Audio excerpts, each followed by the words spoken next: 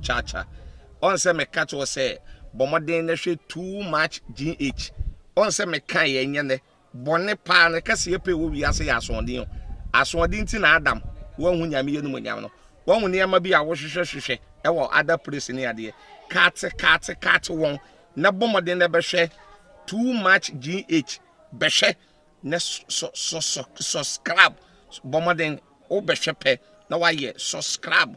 O subscribe subscribe na subscribe na o subscribe a na wo benya ne yama papa a wo pe ahwe. Too much GH. Many have come and many have gone, but you are a great cancabucacious ability worth being beheld by every optical nerves. That saith the papacy. Keep watching Too Much GH and you get the best of entertainment, the best of everything you want. My name is Mahama One. Keep watching Too Much GH. It's the best. Keep watching Too Much GH. Akwa BM Too Much GH so musum phone na ama obusu amaya krado say ensema koba ewo maimunia no me de ebesom mo ewo efide so dem fe the trending issues no ebrasa so ebiem na ebusafo na de ni sabre asema yebeka efa reaction na your former president John Dramani Mahama what they abetu dwa efa the course so endrada ewo Parliamentary chambers one Parliament House one as I say closing in on the 7th Parliament they are swaying in the 8th Parliament nyama ekoko so ni ebiem no congratulate Speaker of Parliament Honorable Aban Bagbin at say any other in sema ekeka na it was for as the bra and some person men kenkan mampeni the statement what they ever to dra on the Facebook page so I say congratulations to retired Honorable Aban Kingsford Bagbin on your election as the Speaker of the 8th Parliament of the 4th Republic. The events of last night, stretching into the morning of 7th January, has been both a great occasion for Ghana's democracy and at the same time a day of infamy, which will go down as a low point in our democratic practice. The election of Speaker Bagbin affirms what a great democracy we can build for ourselves and how dialogue and consensus building can make us even stronger as a nation. The attempt to snatch ballot papers by the MP-elect for Tema West and the invasion of the chambers by armed military personnel are images one has never expected to see in our 4th Republic Parliament. The recent use of the military in civil democratic processes has become a major worry and gives the impression that this administration is continually seeking to resurrect the exorcised ghosts of our military past. Parliament must conduct an investigation into the two incidents and exact appropriate sanctions. Congratulations to the leadership of the NDC caucus and the caucus members for your dedication and commitment at say mampeni that John Dramani Mahama na we share and some way edi egu from na it was a funding seminar those who born Speaker of Parliament abaso na say we raise consensus be so e wo mu na biem so Ghana for hu ni say the consensus we raise wo mu no ase de akogina afa bako en work as nsem no wo kan ma na afa pe wanka nsem na mo nsem na nim se na nsem no esifa etenunti yato ensa edi afre NPP communicators or Okaiko Central the day ade malam fari or and yebeko en community what kind ho dia na bobodi share video on other social media platforms and be ya amount for so betimi hu na te so mo to betimi join na wa join chre no so faka ho e your live chat no emu malam fari yes mama me ma kwa ba aboko e rada se malam fari white fatawo miankasa mo se no oba no bia kan o ododo na eka na se miankasa me ho fe enya ho fe no e fatawo keke da se okay malam fari bibia boko we are fine bibia e fine but this time before man sorry on the right side of Mompaso because my drian she bibia anko so amamu se na na mo expecting ti amama drian she what to say anase sana sana na me from me hu ye but na me from me say e o manfo adwen mo members ni bi cry record videos a wo musu den say e ye wono na office anko yi ama no Timude mun se bia de boko. To me, it's okay. Enti na share white. Yeah, that be me the white. They were only me carry you na white. Don't want na white. Why you wedding kunu white? Me the white. Okay. Because if you ask me feel say the Nyankopon be the be two bia no. Esa o de asedama Nyankopon. And correct. Na Madam Fawi, answer ye beko your former president John Dramani Mahama ne statement or the aba ponti ka po me say me share Endra Parliament the course wo ho no dia na betimi aka fa The course on run. Say efi me say yen kan efi da bi Endra edaye Endra and then answer na yo. Yes, and then answer Wednesday I'll match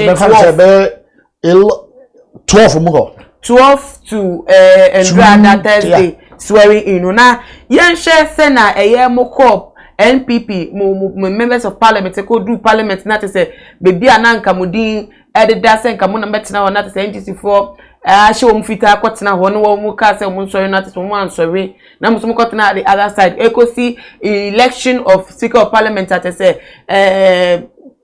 Muntaka asawase MP wo fa ballot box 3 times nunti according to Carlos Ainkra ono so aninti ene nam so ono so cost na che ballot papers that wo dwane ewo parliament house na ebiem so no seat as the usu seat onya yetena so at say ne be se ne Ghana for say da bi ankoye nyeme course wo na ankoye usu hu ni say yo e da se e be dika bada Nyankopon ase se wode o ma ya hone a yatima ba betena ha okay se wasan edi emu bi enye ya ho fe na enye ya hoden wasan ama ya beka 2021 mu no correct nyame yes, yebi because nyame wa yebi yo bia na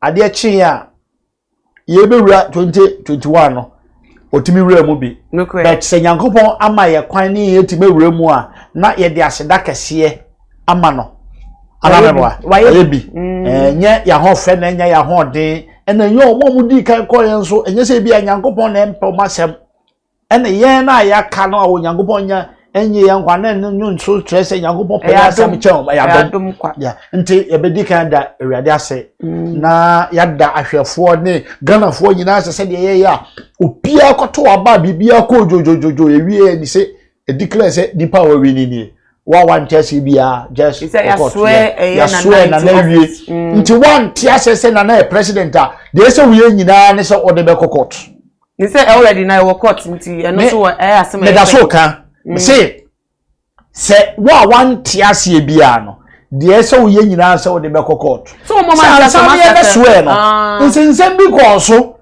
yeah nsensem bebre ko so NDC fu ano na de ade but me fi se ni nyina no ye ignorance ya ka ignorance say obi a unnim hwe na wo de wano ka bibi keke awo ka members of parliament that is ni mpeni for na NDC members supported keke fifi o ma no na nsema na esi fifi o ma so na enye de all right na enye de okay yo ntini ni emu no meda se de si wo parliament NDC for hu na yo mo se mo nko na ye mema o mema bi eni ho a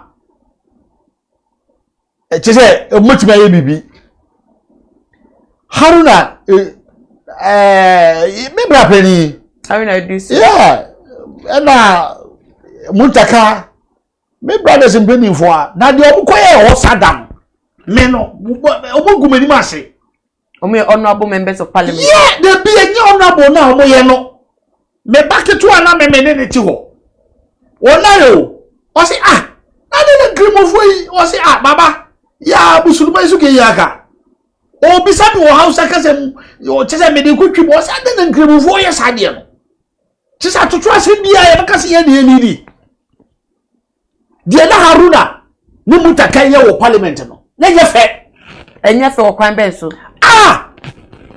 enye fe ene sen emra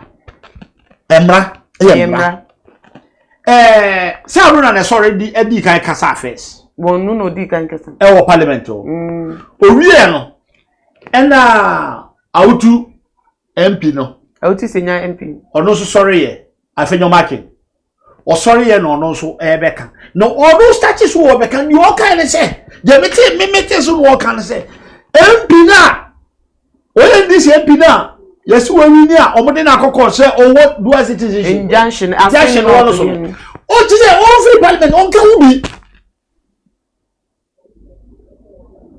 on free ona de omo be ye no omo ye wie na say ye court na court ka say we ye MP a no omo de na ba na ya so e no ti won ebufo ni sha se free on ebufo ni start here but haruna ne mutaka nyi so mo ni mbra no asen disi takashi endi already no na wo madwen endi si for na wo madwen so omo ba beye no omo bi ase no ma amade be che no na ye nya kwan kra ensi nana sa na wo hunu eya sa no ma ya madwen sa na disi for na ya madwen omo ba beye no omo bi o parliament a edi problem be ba ade be che no ye ntimi nsi nana be ni wo ni pra nye de wo ye eni nyango bo wo ye nti betwasi ya na wo pate se de wo mu ye ni ya agenda ma ko ye baby bia se pasabasa e be koso na agenda wo shisha to nti se wo ti a edu baby na me hwe station na me hwe no ye interview ase edu nkati ase ya catch am say what is here say MPC so board and so court to the injunction also on tida also on tida also on tida ase do kete na kan see one thing as general secretary o ti mi kasa se mo woni pemu e wo parliament na so one thing ya onye nde so one thing on ebi anu no enti e be tra o se ase do kete e be yira yen na so one thing na wo na wate no no so one thing e be tra se ase do kete e be yira yen e be tra se ndi si fo e ba be di na mra sam akansam a e di nto tra sam be ma. Okay, so I said look at your tia. All about parliamentary say this for no omonti. Omo this lawyers no omo wi. Na so be register. I didn't know or be register so the clerk or walk away parliament house so and stopping say oh inyansho so na. Aha. So I register not parliament. Okay. Beba. Sada say nya sada na dey register. No crave. There be. Omo go court nda be. Day before yeah be swearing in that's right and a court no already na and some no court do but down omo ko hia o court no day before but that can do register that registration any court and mobile and show and registration what you register fine no mo court bi o be kan court we yin cha me no wa eti ho you court hihye mra no wa hihye o and am me no we ni mra no. But in this for person we use Takashi because of Abana ye kwakoto no eso otubi but wonni ono ampi no onnim say this for use no wonni omu use no kwan ben so na se yato no so aba yato so aba na ye di nje sha to so court di nje sha ye di nje sha to so ye di nje sha ye to so na chese wo parliament o nya ko hobio na se honorable Peter Mewu yetu aba edi no a oye MP letter de chi epe ne yete se jachuchi kata edi Gwandu State for edi we injunction so akwa akoto no so na do still so ko fa enye sa we no the basa ko register ya de enye sa we no okay meeting wono tie omu be ye swearing wie ansa na court no start case ni dio o de be court fine but court no nyam frame so on the court court nyam frame say da entre area swearing ne beba e bai ansa na code ne ba esi ene yes na happen be we die mu ko ya de chiye na swearing ne ba se wo mbihwe wo ndisi mo undimi sua hwe me na me ka chiro wo bona wo mpp mu aho wo sua de ko mpp for directive say there be we sadi we amra be chew de wo ye o de opa hwe enne ne wo chine ye court be from na court from na se court ka say wo buye court as high court wo buye mra enti kokodem 2 weeks ya ono kwa na go this for bia ni obedi nechi haruna ni mutaka mu ni nechi o ono kwa na kwakodem nti e ba na sa na omo mu besu ni ne yere ne ma no besu second to be man years long for contempt It is a 2 weeks. So ko ba so na we gina mani party. Wiase. There be 2 weeks no. For contempt to go for 2 weeks. Okoba da ye be yi no afi ne ye be di asem no. It is say ye be di asem no. Tie. Ye be di asem na. Court be sa shomra. Ko trefiansa. Na mu di asem no. E bia sada na abantime ndi ato sada na abantime wi asem no. Court be sa ma court no pe be sa kase kokodem ansa. Si ye be di asem na wi. Ye di asem na se ya passe. What from Umbra? Said dual citizenship, Uguta. Me na mkatro. One democrat dim 2 years. Okay, because you who be that? Okay, ni mono vote no be count vote no account. And I use no money Speaker of Parliament every year. But ni mono uyi oluka vote kre film say wono na injunction dan so krampa still na nko mefa because 138 Speaker of Parliament Aban Bagbin enya yo de win na te say Professor Mike Okwe onya 135 136 sorry na pacha say nipa ba kusu efimu wa woto aba e de supporting say na aba ni wo mu aba ni mo nko betimi abatu abatu ho ye to aba ne e kase asemasie enye de wo pe na nyame be ye o okay si ye koto aba ne e se asemasie wi ne wo wi ni so se wo pa de be bi e se wo de ko no Bagbin e ya de se wo wi ni once I say no eti mo jitum say na me dey jitum say wo wi ni eti adenti na mo jitum say na mo ye brochure mo de be serve brochure Michael K picture na ye ana mo de Professor Michael K picture na ye me ti we ho ma ren ka sam we clear okay na say bia me MPP ni me matida me ti we matida already e wo mpinifo bia no say Makeko weni enya dia say yesade ne ko ekobio open in pen for bank me kama say me ntumi fa ntudwa ato anse sa impesa o mo to aba ma shobeja for nti me for kwa oti me matu mbenimfo bia no say omo ka say enya dia for the past enya no last year NPP mpenifo yes okay so omo ka say enya dia ombesa ye yesade ne kobio okay because say no me tira odi na mo bon komo no de me ti sa mo kan se wani o sikura ji esuso ni mu wa ye mre enti e se do ketia kan na the same enti e se omo no omo penipa bi na obede obo njira okay be akabe after see ato aba na wie no me te se yese selection bi ayeye no I will come before 7 January before 7 December elections no election before I be to aba no okay but ye to aba ni wie no ye to election 7 December yes ye to anu wie no me beti I go to di se ye nya ono a go betimi ena me benya peni ba ku di former MPB ensu di se ono so se ono so munya na nipa 3 okay o de abobo ma ye tie nipa 3 di ena ebe mu o so Japan so ni anu wo mu di ho nkomo no mu di ho nkomo nipa 3 edi na pie be me kra me de me koka ni say omo fa sorry papa usu ankoma papa usu ankoma sorry for correcting my papa usu ankoma ono metididi na meti lawyer ai ase ono lawyer no se waye nkrani nti nka omo befa no ai ko otu no na me so enka no so me meti odi na omo bo mo nkomo no me nka mo nkomo ho no mo di omo nkomo say e dey cruise you mo so dey anka adwe a mo kire dey anka e fine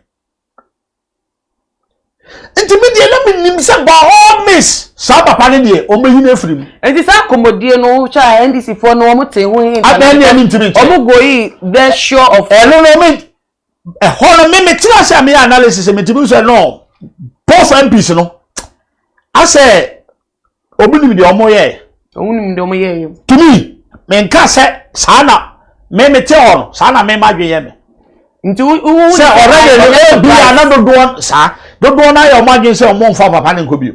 Ndi na enye surprise. Me na enye surprise ma me say others adent na papa no wan win.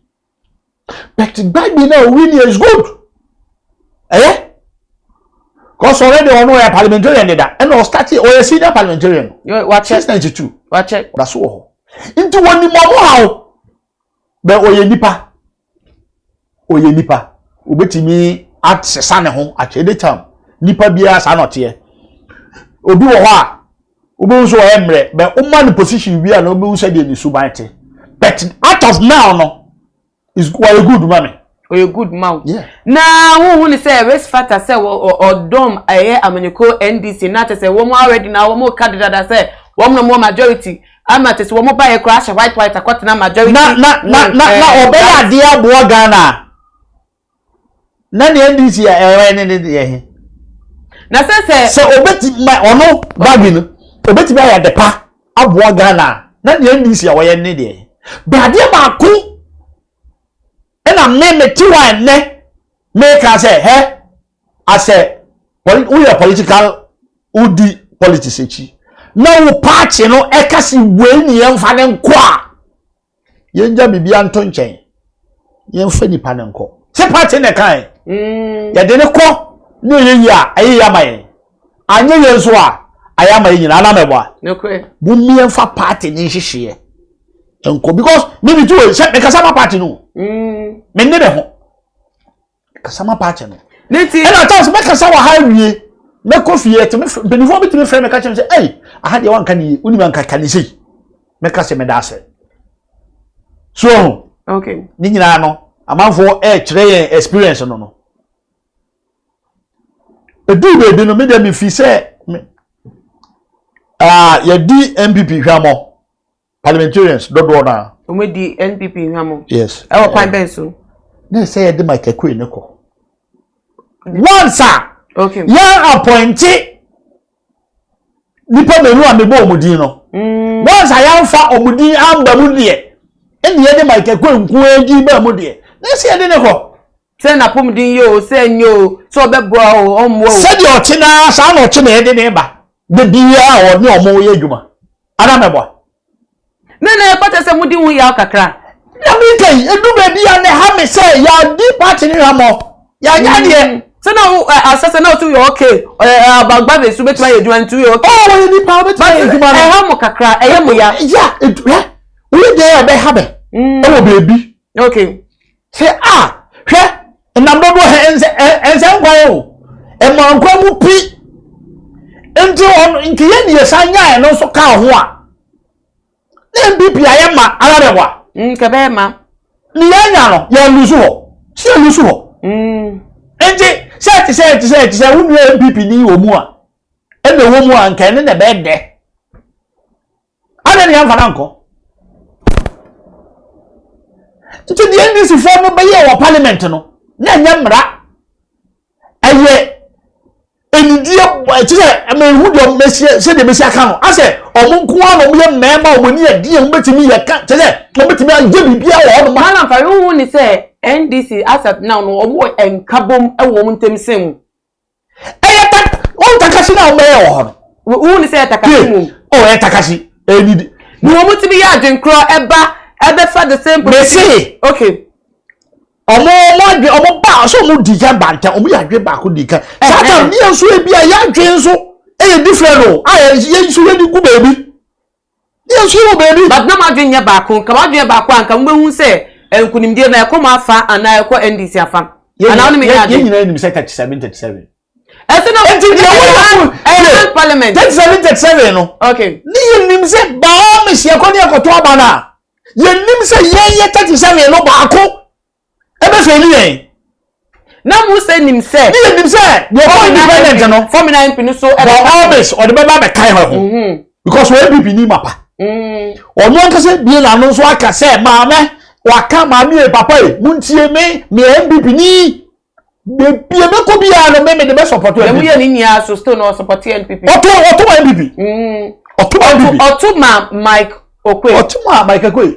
Eti di oyi mu ma ye no wo mumu. So I know video. No oyi ya ma so wo video. So onu ni mu di that no me be say me nche say point abese me make wa ha ne say Muni and Kabum Sena NDC for because nipa no nage ye nipa dwin ti se brofre o ni apan ehun die wo mu ye nage e bia tamane e ko trans ne e kase nyina ye fa nkose no ono so be ka se hwe e den NDC for mtunya adwen kura obi a NDC for aban ni akoma ye nipa okay o ka se na na ku fo do wo hoyi MPP fo nyina e ka MPP obi a na epe no o ka se obi a na pe na asem tesa asu na ti o NDC ama o ka se Jordamani mama obi a ka Jordamani mama obi a na pe na asem obi a na pe na ni obi a na pe na asem Bible ya ewi ni o kan na me oni video o kan wo se nya de a 2020 Jordamani mama itime wi ni da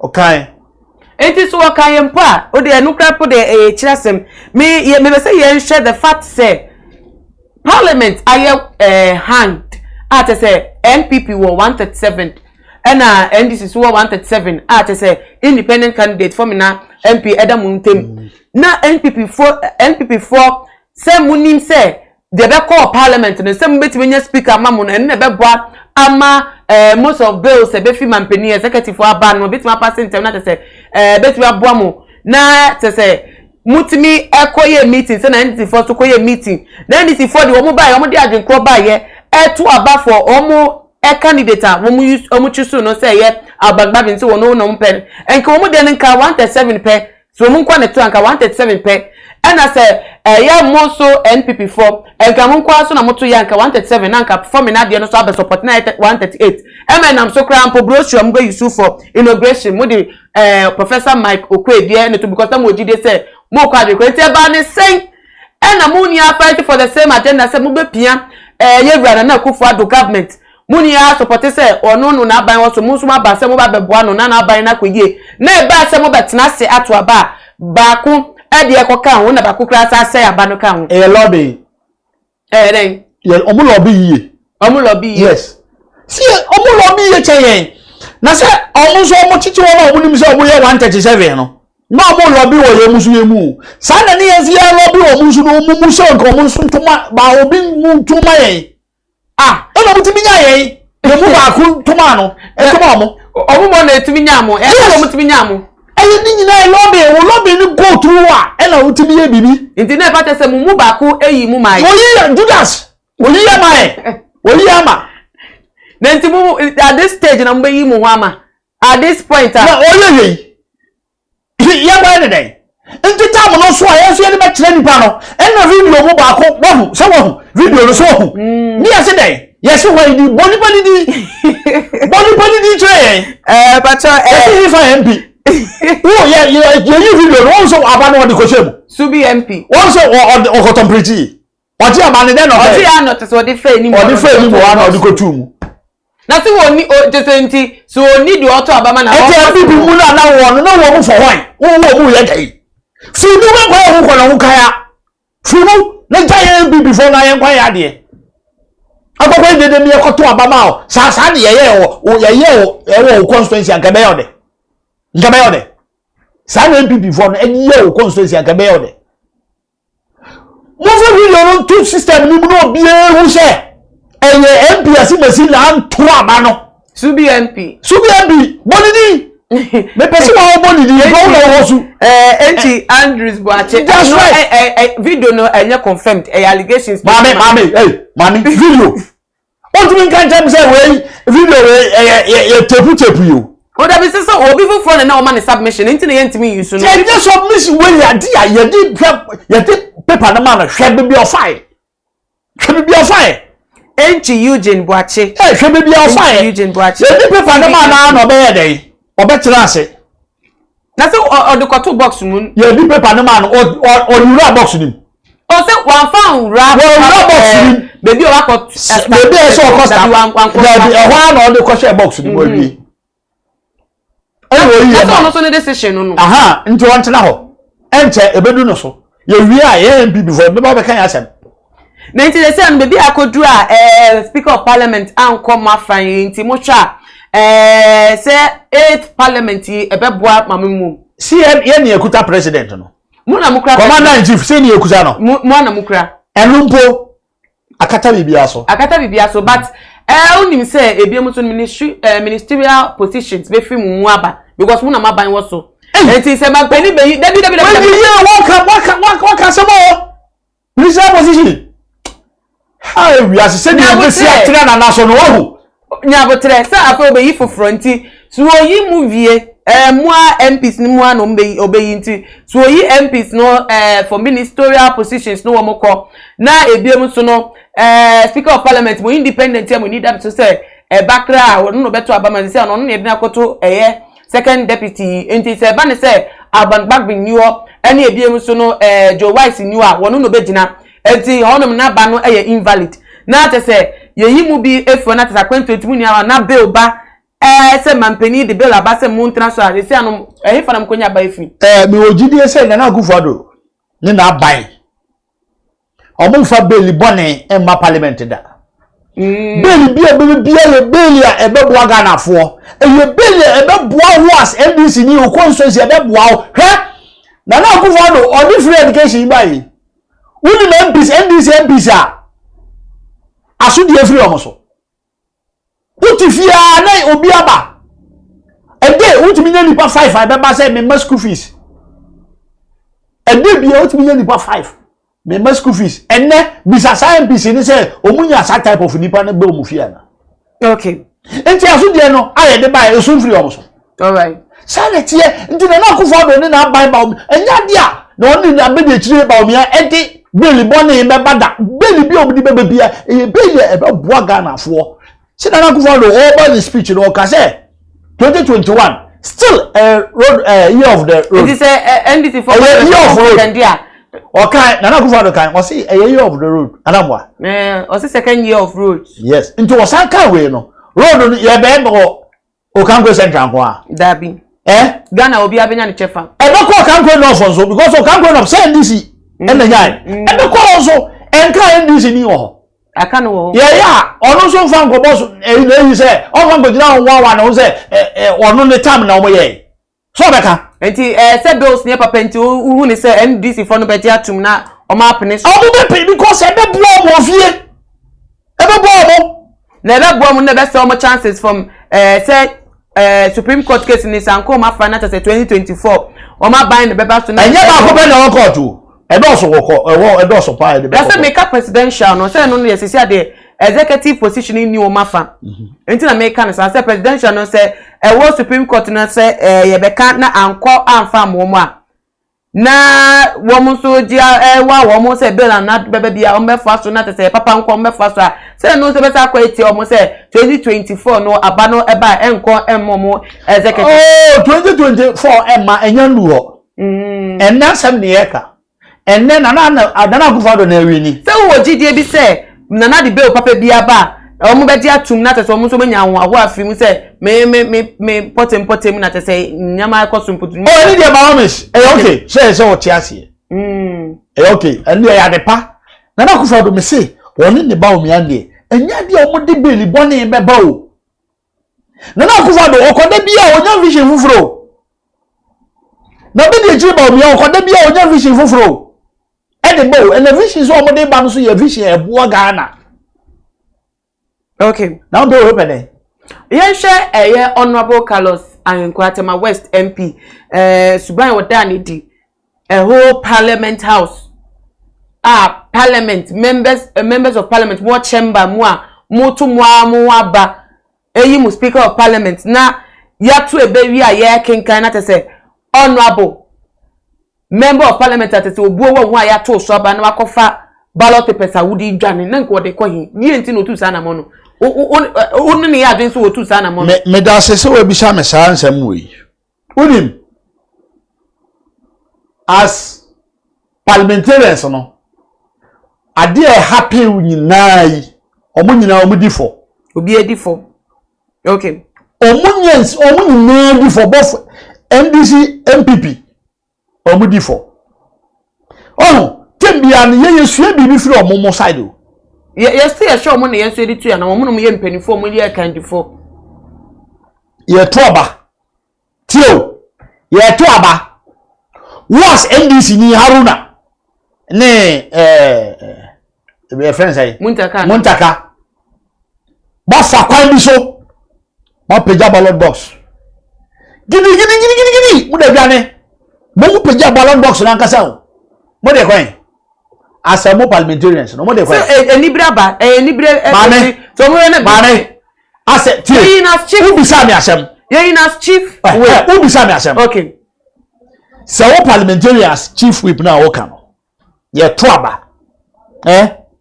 na onti bibia se a wo parliamentarian no ye bode wo kan obi abe steady me boa ye mpeja ballot box unim se Ghana mra enye emra ye de fa ballot box Ghana mra bia ni wa ma kwan se nipa ko peja ballot box fo dwane eti kowie ni boni mu so nyina onye hwe han se oni wo edi ye bale sana enne no wo kira mie me ne wo na ye timafo na ye tifie no ye to abala me ne wo ko peja ballot box a enya fo so ye so dabi man fa yo kan fa nya botre ade ndi se Aban nti se the parliament de do mu ya ne ye ni no nti wo mu kasa ni kwa but this time around because of say akoye hang parliament dabi man fa yo nya wo kan ni na matesio nyabutre say akoye hang parliament nti se obi awo 137 nti se obi akoka na se obi hu se we support a emu on wa cha ne party for any nyi nti no mu ye ne se ye ne secret balloting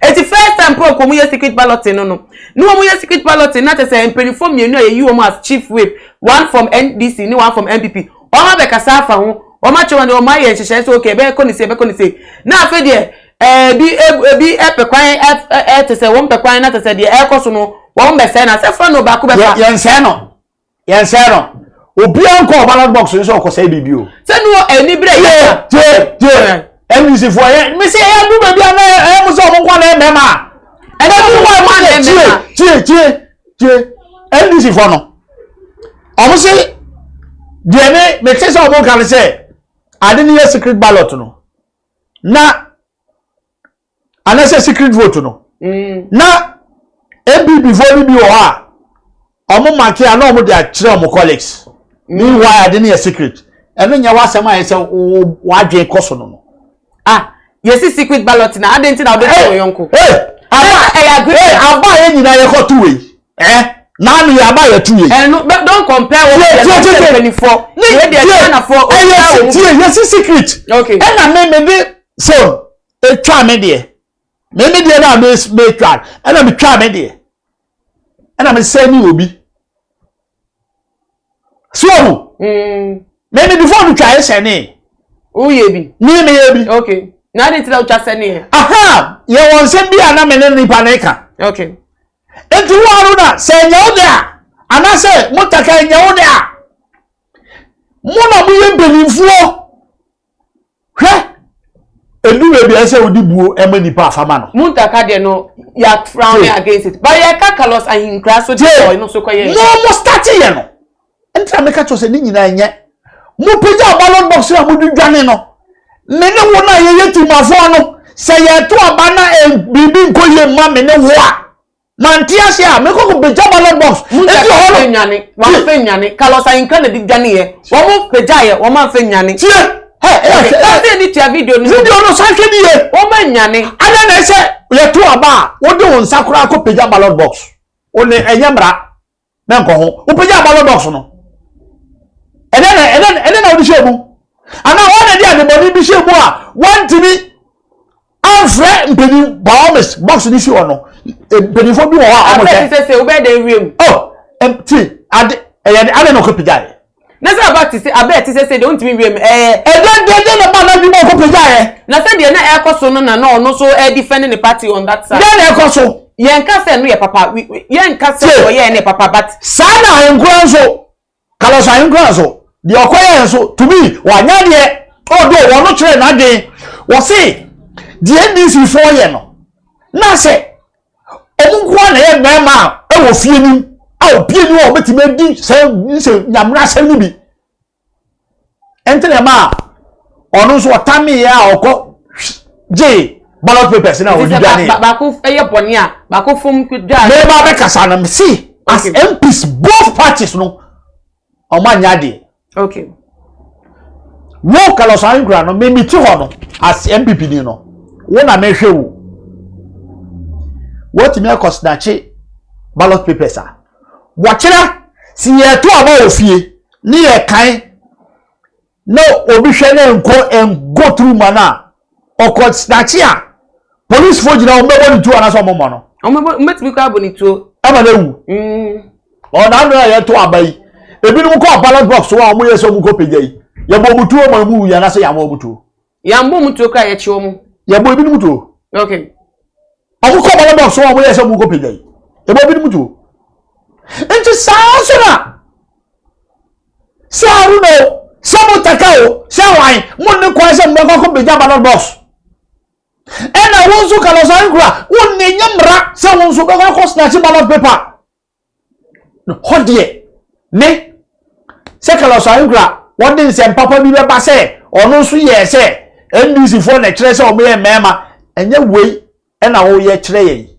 enye wei na mo wo be ye na ye yesua mo be on se beginning mo ba ya on be tenase ebi before be tenase dina NDC for ye dede ye ba ha tena de ade no on se bi before ye kire o di hwe mo hwe be mo se na Japan on so o ti o di hwe also wakasa ne kasa wakasa ba ko pedi se mi se no obi hwe no se den no kasa are nsema meti so kan ya no wa kasa okay oh enti ebi be ho ebi before my hu se no me best oh na fe de biom ne baya kala so engra wo di ndisi for page ballot box o mo ye no me gala fu hu o ewu se to try say we no mo they say kala so engra wo go video na mo system ni mo e se onu nkwa de but how o mo page ade ndi o mo kura de yan fa de mo mai mutaka de yan fa mai we pa atweme abesi ye former president John Dramani Mahama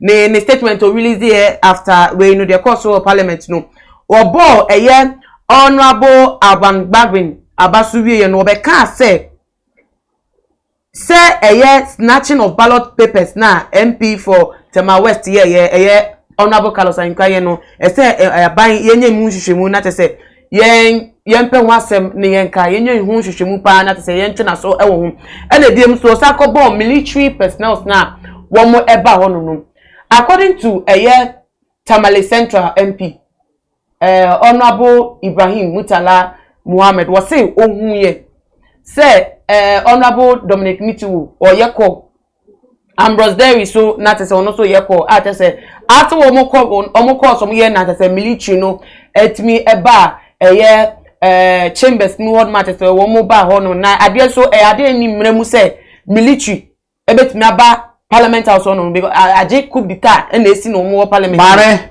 eti sa eno no so no say mampeni ba bonti no be kasa etia mampeni dada Mahama oba na be kasa etia ne boni so no mampeni dada ho wo obi a odi na chia wunsua hwe wo wiase former president John yes John Dramani Mahama odi na chia nya de obetimi sua bibi ehu bibi denti na wo kasa he meti hey ubisa na asema about the see wo parliament no wo se man catch you say NDC for nkwan ye boni o mbisi die NDC ni MPP nyina manya de o kan ye se mienu ni afa ni mienu ni ambom homode that's right sa na me misua ye sa na kire me se wo de kura ya de na nya aka kire ne se wanya de me kase oye wo de nti se wanka ono na fa no so ye mistake John Dramani Mahama ansa na Carlos Ayenkura be ba snatch ballot papers no na mutaka eda no ye eda no koye ma me kan won nti eda no mutaka koye mutaka fa ballot box no ayamra se obefa ballot box enye mra na de na John Dramani Mahama one ta eho no se okopija ballot box no bebi o de fire no se o pija no dwane ko enim kakra bebi o dwane ko ye no wo so dwane ko ye wo passe ma obi obi je eju efiri nsem yes ada wo pija de ni dwane ena obi ji fu nsem ada na se o dwane enye mra ada na wan kase de wo so wo ye wanya de ena wo so Carlos Ayenkura wo so de wo ye wanya de asempis de wo ye mo nso good leadership John Dramani Mahama se ba se o kanie Obi across abo any MPs for na baso ni mpanifo no. What abo ma baso? Etimi show. Say omo ba beginning. E ma o man. Yo omo ye no. Nyina no na to wo hwe. Ase wo follow bibia so omo ka sit na wo bia discuss. Say what discuss say mo ba mo ndi to asem. The one committee. Say sa so mo committee. MPP ni bia pani bia ni on be mo be committee o be tre mo say mo ko mo ndi to asem da. Na so wan kan chom so mo ko di to asem. That mo omo ye wie no. Say so hwe me he. We kra wa de kra mouth. Common sense. Omo ko ye wie no. Omo ko ye wie no. Wo ba na wo sa bo mama so. E na wo blame one side.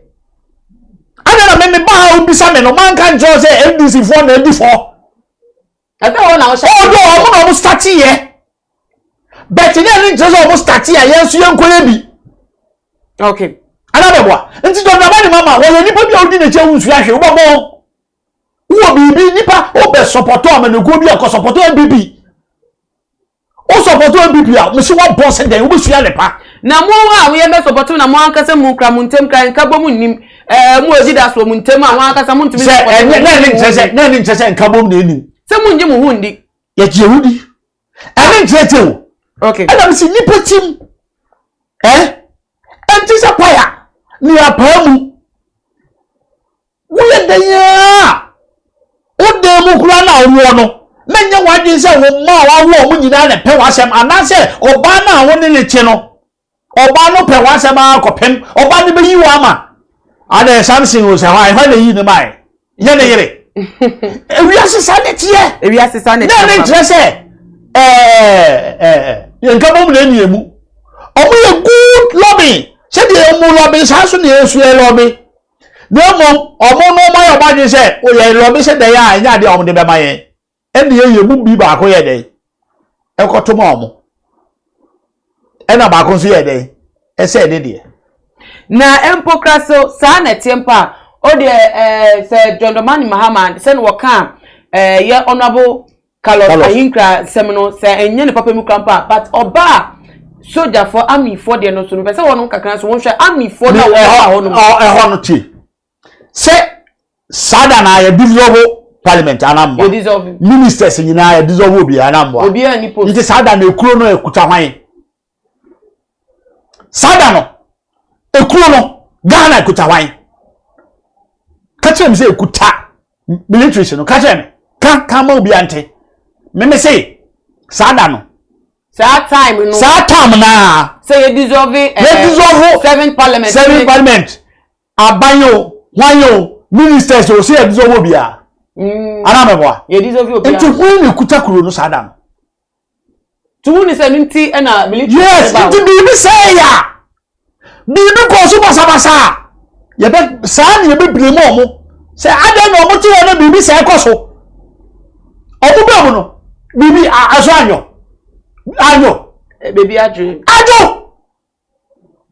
he endis wo omo ni mra yo mo sakano do no mo yo wule na se yenim se ni di bone se yenim se military so ye ma kwan mame baby adu no se police for jira ho baby adu no e military for aduma sada na ye pata ndisi for no mo ntia se o jidi sen campaign for metwe go mo hu fisa to that extent so metwe ayo hu mame ndisi for ba dia bro sa da no wala mo ni ye pata enye ndisi for dia pata wo abaton na se mumu nko for ni bi na frame military ba nti se okay mumu ye pese do ma bi se no se meme okwan sada na ma frame military for say chale mumdre mu na ye gu ni mase na ni nche se ma di boni ana se maka boni nsem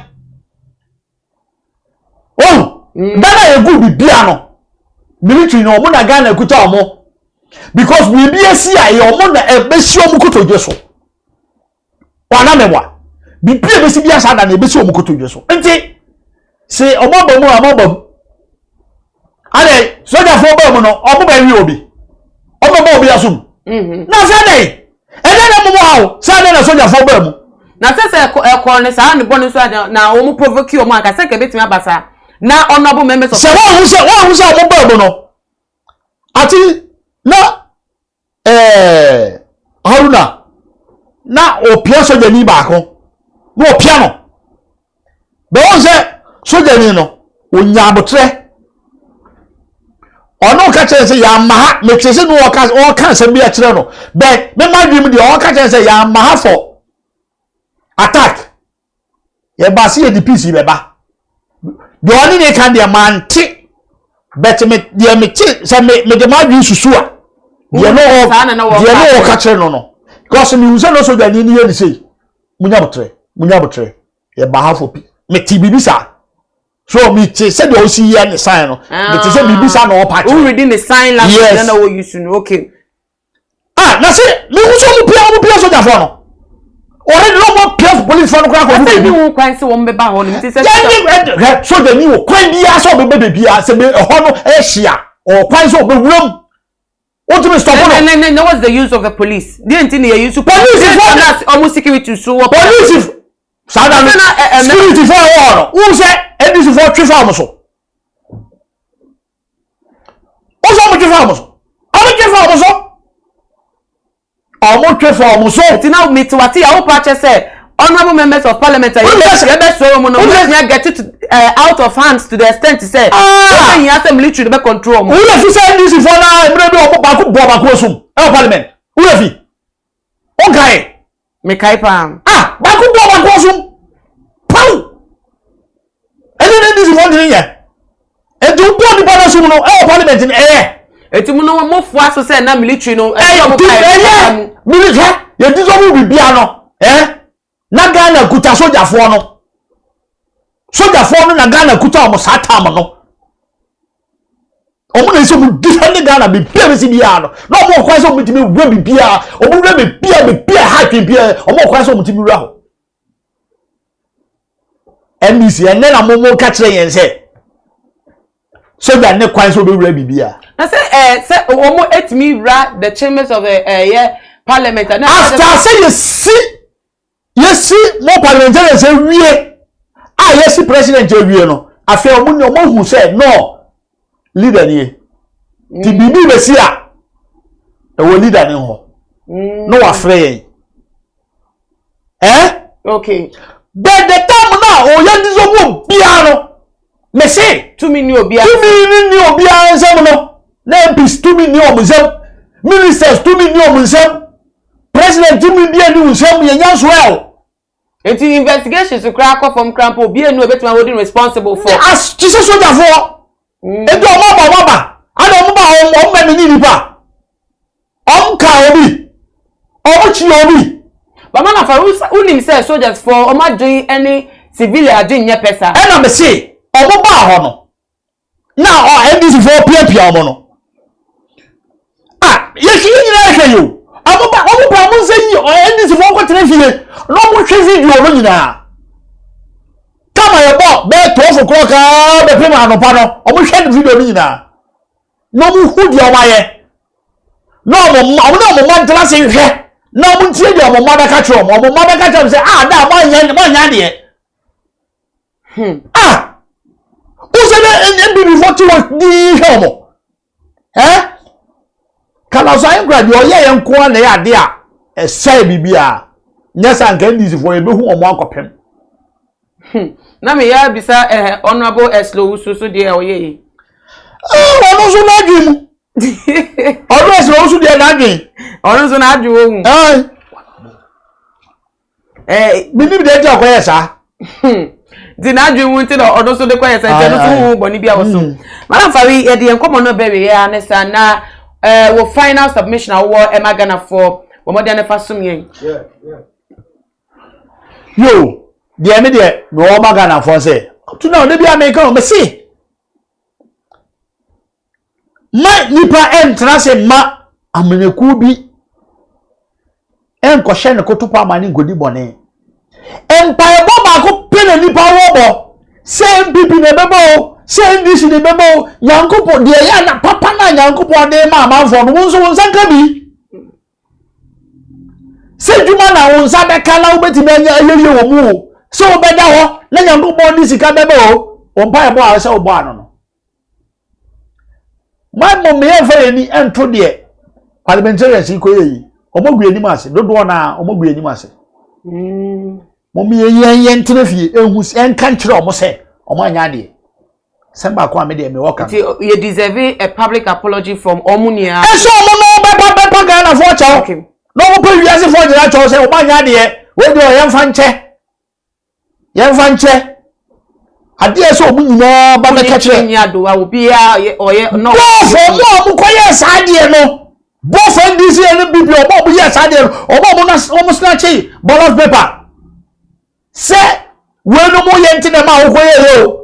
Ni omo ko peja ballot box. Omo ni omo nya de. Ni omo yi nkonya fi nkofo tun ase ni an.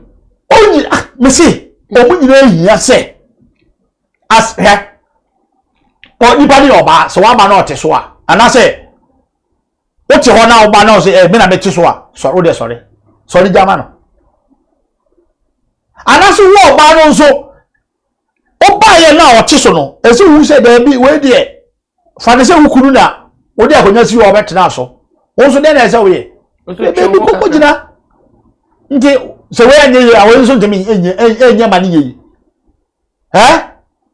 o sada na me MP Patrick Abo ma me bo na baso pa ame sa bo kene Japan abaso omo ya de o man kasa omo show say yes that you mbeti mi every presidential ini bi omo ya de mana kwawe e ka fe di we tie na ye sorry some so e busia for ye beda ye wo bibia ase say won so do contributions by na emre ne enim timi embobo so but di ne mu no Stephen Nikwe, Nanao Pako, Bernard Boateng, Maxwell Kuti, Do, any de Chikwe Joe, ni woman account to Park Shaku, Bia, Nagopo, and Shiramo, Monday contributions, buyer. Na, yes, sorry, so make out say, with me a subscribe to Too Much GH, Nebia Musono, while following your social media platforms, so Instagram, Twitter, so Too Much GH _ Facebook, so Too Much GH. Midi, Eden, and I am a Usana, me Aduma, ever said ye shall be Macramo.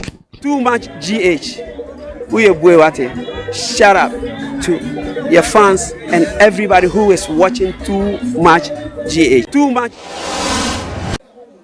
Too Much GH. We did that say Japan. A brave PM Besame TV. Me share Too Much GH. The move for. Hey, almost sports and as entertainment. Hey, the move for. Munko so show mo. No anybody de bia. Madam I say love you. Me dey the Isaac Odwampo. We betumi afem the great tampo. Mbrenbren. Wonu me nka mo ni hwe Too Much GH. Too Much GH. Mo ye too much. Na me so me ye am fire. Yo. Too Much GH ni Ghana for ahwefo etiefo.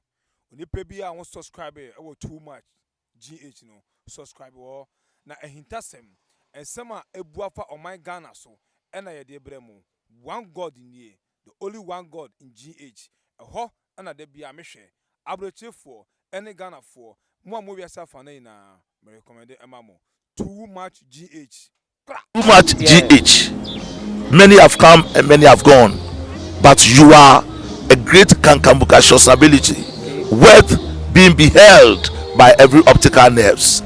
That saith the papacy. Keep watching Too Much GH, and you get the best of entertainment, the best of everything you want. My name is Mahama One. Keep watching Too Much GH. It's the best. Keep watching Too Much GH.